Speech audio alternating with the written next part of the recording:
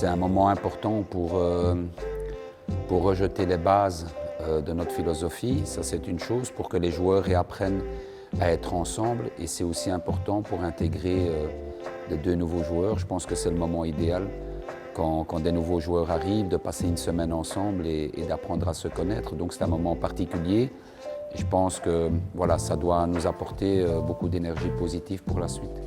Quand quelque chose fonctionne bien et que des éléments nouveaux arrivent, c'est peut-être un risque. Mais en même temps, je pense qu'on veut montrer au groupe que ce qu'on est en train de réaliser, on veut continuer, on veut encore aller plus loin et on verra ce qui se passera, on verra ce qui arrivera.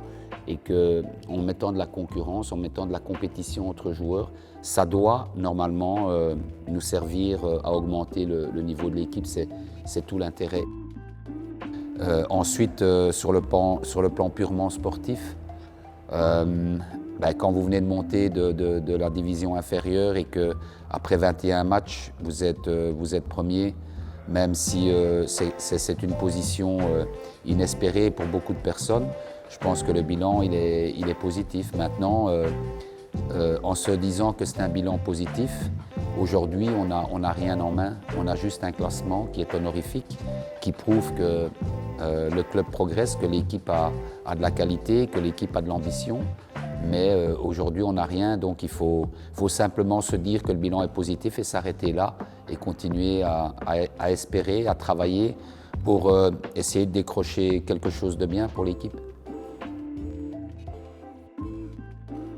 L'adversaire nous connaît de mieux en mieux parce qu'on est premier, parce que chaque adversaire veut évidemment nous battre et comme je dis à mes joueurs, they want to kill us, everybody wants to kill us. So, voilà, c'est quelque chose qu'on doit avoir bien en tête, on doit être serein par rapport à ça et trouver des solutions peut-être différentes, une animation peut-être différente et être très fort dans les têtes parce que c'est ce qui nous attend sur les 13 derniers matchs de la phase classique.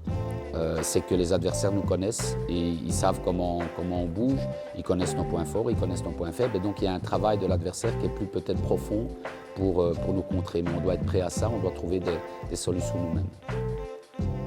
Le succès d'une équipe, elle ne dépend pas que de l'entraîneur, elle dépend de tous les paramètres et de la connexion qui est entre tous les paramètres. Cette bonne connexion permet d'avoir de l'énergie positive dans l'équipe, autour de l'équipe, dans les tribunes et dans le staff. Et je pense que cette énergie positive, cette connexion positive permet de réaliser des bonnes choses. Et en même temps, peut-être écrire une histoire dans notre vie, une histoire voilà, qu'on ne revivra peut-être plus.